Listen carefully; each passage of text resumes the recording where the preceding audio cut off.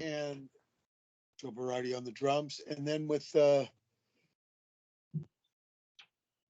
was it, East Meets West with just a drummer man, Tom Sergal. So 3 recordings. Improvised records are trippy, right? You go in there, there's no prac. Yeah, I swear it's like my favorite thing to do. Yeah, for me it's kind of scary, but I think you got to do some of. Same with session work. That's really scary too, but it's healthy to do some. Mainly, I'm used to, the old way with D-Boon. But you can't grow if you just keep doing the same thing. So I try these different other stuff to make. There's so many different ways. Yeah. Make music, and they're all valuable. Some are more comfortable than others, but I think they're all valuable because it's about people expressing themselves through music, and so it comes in lots of different ways. Sometimes you're the shot caller, sometimes you're taking direction, sometimes it's a total mystery. And we did that bootstrap. It can surprise you. Bootstrapper record was Elliott Sharp. Actually, there's a Bootstrapper record without us. Continued the proj for another record. The first one he did was at the end of the 80s with me and Georgie. And he might have had the tunes, but me and Georgie never heard the stuff before. And to make it even trippier, I used a bass that I'd never recorded with before. It's one of these little tiny things with rubber band-like string called Asbury. Cool. They sound like an upright. You've got to use baby powder or your fingers to stick to them. They got ukulele versions of these things now that sound better, but that's what I use for this project. The thing about it, the scale is like fucking mandolin. It's like really tiny and there's no frets, So yeah, kind of like a stand-up, but kind of its own thing. Piezo, pick up in the bridge. For one of the strings that died, that's why I can't use it anymore. I do have it, but can't use it anymore. So that's the only project. I used it for a gig once, and this recording. That's the only time I used it. They might still make them, huh? They're really small. But like I said, the ukulele ones are kind of better.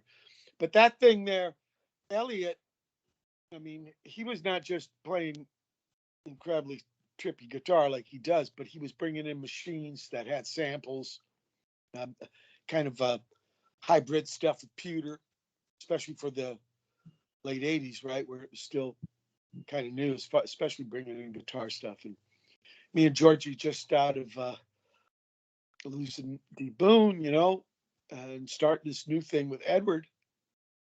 So it was a trippy period for us. And I'm still proud of the record.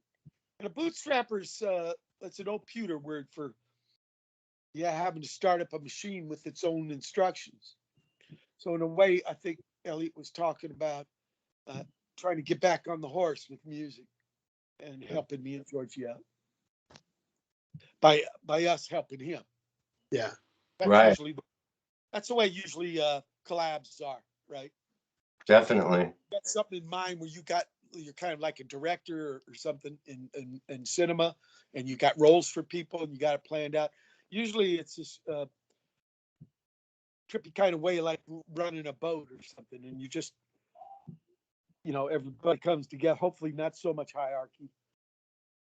I mean, everybody's hand can't be on the rudder. But yeah, might make for some strange sailing. But people coming together, thing, it's always amazed me, and I think it's a beautiful thing. Mike, you've done so much music, since those first couple bands that you were in, Minutemen and Firehose, and so many different musicians that you played with. A couple that I want to mention was Nels Klein. Just wonder, what's it like working with him? I know you've done a lot of different projects with him, and he's just an amazing guitar player and really unique. So I was just curious about your thoughts on Nels. Bands with him. First band was to play some stuff off the wrestling record, a Ball Hugger Tugboat, and it was called The Crew of the Flying Saucer. And that's where I had to try place George Hurley. But I had 14 years. Actually, there was another band, Fire Hose. In fact, Fire Hose songs were those songs. Edward, I didn't know. Fire Hose was very, very rough part. You help me a lot. Nels Klein Saucer. Two drummer thing didn't work because you had the personality. That was something I never really had to deal with because I was very lucky. So it didn't work. But then I made my first opera. Actually, in between doing the Flying Saucer and doing those two tours for the rest of the record, I had helped the Portal for Pyro guys. This first time I was kind of helping other bands. I actually helped Sacred Trust with a gig where the bass player played for.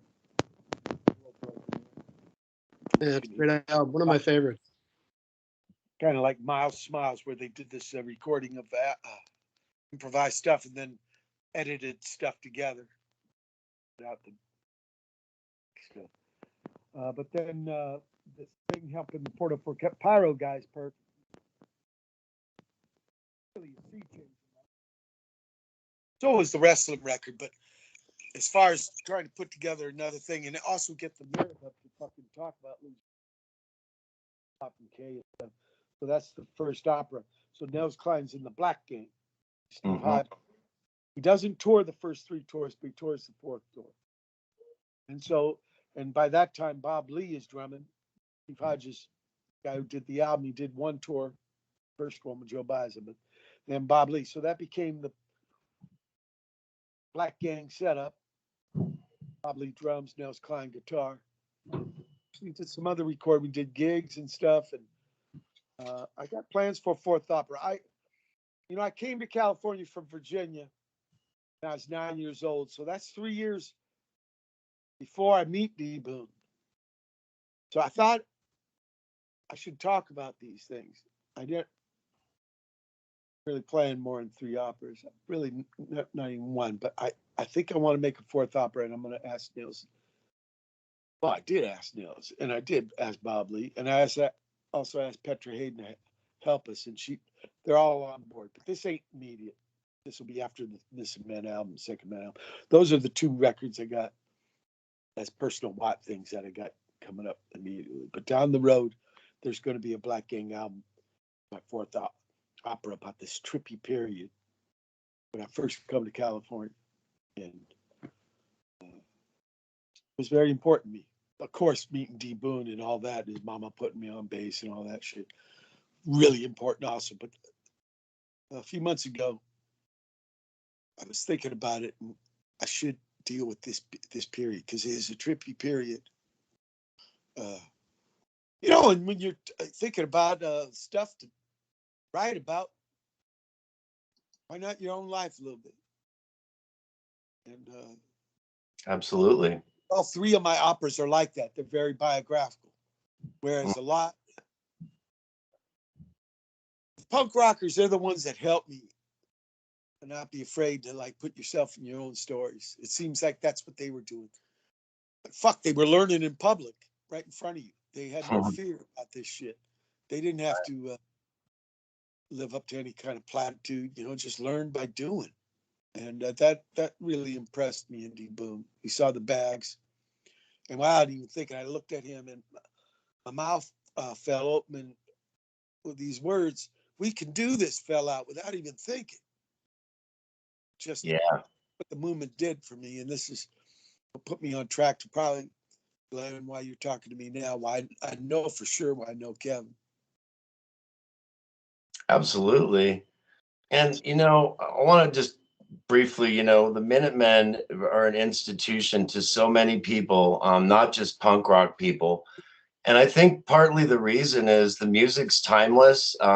D. Boone not using any effects, just that clean sound. But sometimes on a record for a solo, he used a green tube screamer. I think it was okay. A tube. Sure. So when you hear a little sustain going up with the solo, but yeah, I remember the last tour we did, our own tour, because actually the last tour was with REM.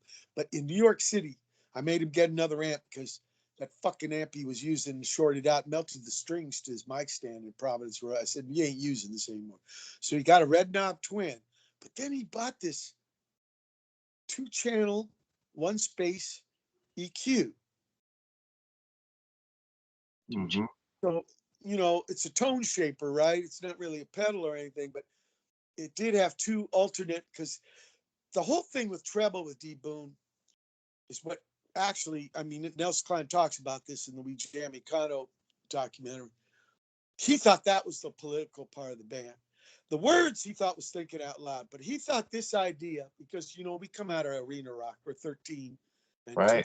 1970. So the Mhm. 70s is our teenage life. And there was a huge kind of hierarchy. So like bases where you put your retarded friend, it's like kind of right field in Little League. And yeah, drummers are idiots. They're not even considered musicians. What a fucking bullshit. Right. Bigoted bunch of motherfucking bullshit. But anyway, that kind of reflected the acoustics of, you know, the quote experience unquote of arena rock, basically Mhm. fucking Nuremberg rally to make money. But as far as sound goes and experience, fuck, I could have been going up to the Whiskey and seeing the Stooges there in the early 70s, not knowing that you know, the only gigs weren't at the Forum or Long Beach Arena. Just had no idea, you know. Mhm. Anyway, so that experience was really seeing the Germs, seeing the Bags, seeing the Dills, Yeah. Zeros. Yeah, Your guys' cover choices, Mike. he thought by bringing in the drums and the bass, it would have a big fucking sea change for our trip on what a gig was. And the gigs seemed really big time. I mean, they were as far as concerts, but punk gigs even more, because they were right there. I could see that the bass had 4 strings because they were bigger. I Yeah. could see the Germs, they get done, and then Pat standing next to you right after and talk to you, no problem. I mean, it was just a whole nother thing. Okay. And so this is profound on us. So D Mhm. Boon takes a cue actually from the R&B cats. That's why I learned a lot of bass as far as U.S. guys, from James Jamerson, a little from Dennis Dunaway, Joe Bouchard. But a lot of the rock and roll bass came from overseas. You know, Scott guy like Jack Bruce, England, Geezer Butler, John Elwell, even Mhm. Pete Waite and fucking Chaz Chandler, right? I mean, because they put the mix loud, Tony Visconti on that Width of a Circle, Dave Bowie. Okay, but the R&B guys, you know, James Jamerson on the most Motown records, and Larry Graham, you know, on Slice, you could hear, and part of it was the way they composed the music. And D Boon picked up on this: be trebly, and then play clipped. You know, Mhm. leave room for the drums and the bass if you want to hear it. Of course, me and D Boon were fucking into this. It was D Boon, you know, who took Absolutely. that fucking whatever bogus clown car ride and said, let's reorganize, let's repurpose the priorities. And that's what he thought